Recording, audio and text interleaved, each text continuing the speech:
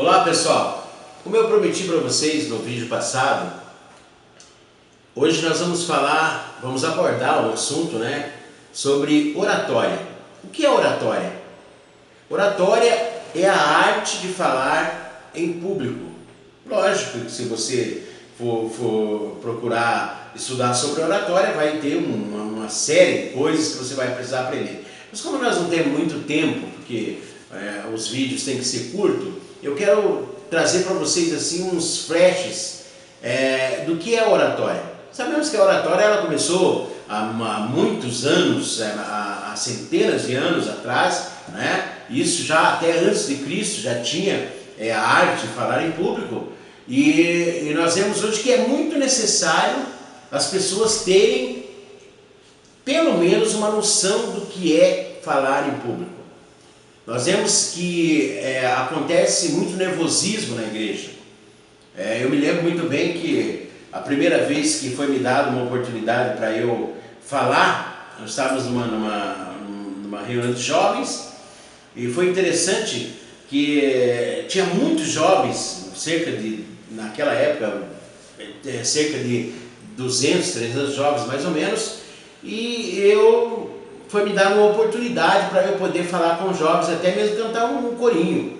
E antes disso, deles me chamarem, eu tinha na minha cabeça a ideia assim: poxa vida, quando eu ganhar uma oportunidade, eu tinha tanto desejo de ganhar uma oportunidade de falar com os jovens e tal, e eu achava que era muito fácil.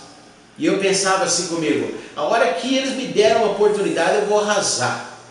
E eu estou lá um dia nem sonhando que o dirigente do grupo de louvor, ele fosse me chamar para fazer qualquer coisa. Eu estava lá brincando e rindo, estava numa tarde deliciosa, uma unção, uma graça de Deus, e de repente o rapaz disse assim: vamos convidar o Tony. Tony vai cantar um corinho aqui, vai falar alguma coisa para vocês aqui. Quando ele falou aquilo, na hora eu levantei e pensei comigo: vai ser hoje. Quando ele me passou o microfone, pessoal, aconteceu um fato comigo que eu não esqueço jamais.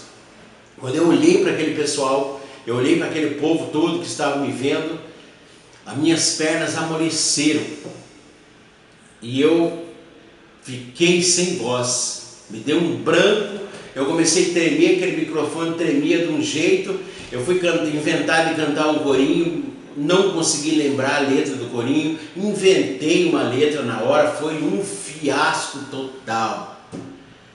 Por que aconteceu isso? Porque eu não me preparei para aquilo. Na verdade eu achava que eu ia chegar lá e tal, e ia arrasar, ia abafar e tal, e de repente eu acabei passando por uma situação constrangedora, um vexame tremendo, O pessoal tirou o maior sarro da minha cara depois, eu não conseguia segurar o microfone. Isso acontece com muita gente, porque ele não se prepara para ele poder subir no altar, para ele poder conversar com o povo. E a oratória, pessoal, preste bem atenção, a oratória ajuda muito. A oratória ajuda muito, por quê? Nós sabemos que muita gente, 99,9% das pessoas que ainda não tem essa habilidade de falar em público, quando ele vai falar pela primeira vez, ele tem o medo. E tem gente que tem medo antes. Ele morre de medo só de pensar nele orar para um povo. Então a oratória vai ajudar muito a gente poder corrigir esse tipo de coisa, tá certo?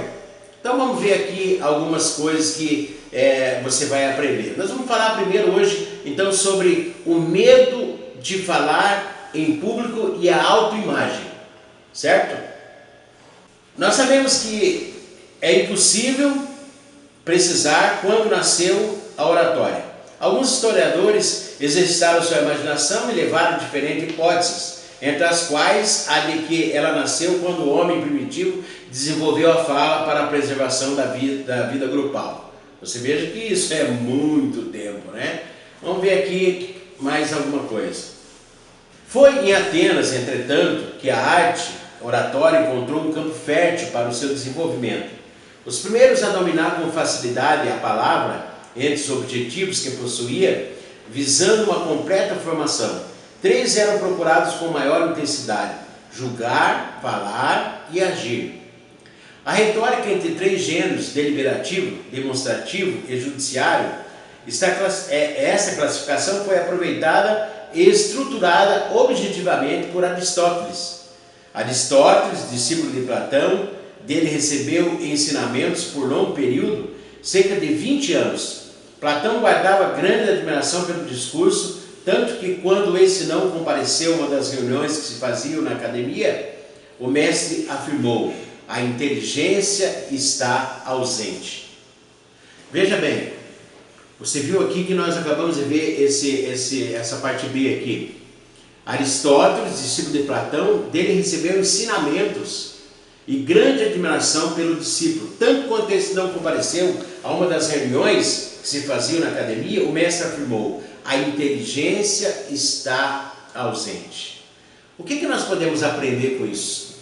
Note que tem gente que quando ele falta no culto, ele é o pregador, ele é o dirigente do louvor, ele é o ministro do louvor, as pessoas dizem assim: poxa vida, que pena que fulano não está aqui. Por quê? É porque realmente as pessoas gostam da maneira dele ministrar ou de pregar. Se é um pregador, quando ele falta, as pessoas dizem assim: poxa vida, eu pensei que era o pastor tal, o pregador tal que ia pregar. Puxa vida, é tão bom quando aquele homem prega. Por quê? É porque ele consegue cativar as pessoas, ele consegue prender as pessoas, ele consegue fazer com que as pessoas absorvam tudo aquilo que ele está fazendo. Nós sabemos muito bem, pessoal, que para que isso aconteça, existe uma série de fatores que eu preciso ensinar para vocês, para que você possa aprender a aprender as pessoas em ouvir você.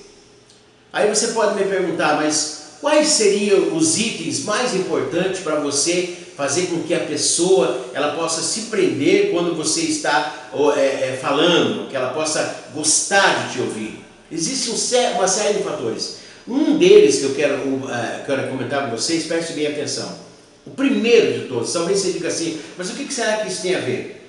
Note que nas igrejas hoje, infelizmente, começa já o primeiro item que às vezes faz com que a nossa pregação, o nosso louvor ele seja ruim, já começa pelo som da igreja. Note bem, às vezes um microfone ruim, um PA ruim, uma captação de som ruim, um sonoplasta ruim, né? Tudo isso já começa a impedir, já de cara começa a impedir que o teu trabalho às vezes ele seja melhor. Por exemplo, um microfone mal mixado, que não tem um som agradável, um som estridente, ele faz com que as pessoas comece a perder o interesse aí já em ouvir você, certo? Existem sérios fatores que eu quero ensinar você. Primeiro, o som. O som, você tem que ter muito cuidado com o som da igreja. Hoje, infelizmente, muitas igrejas não investem em som. Eles acham que não é necessário investir em som e estão enganados. O som da igreja, ele é de máxima importância.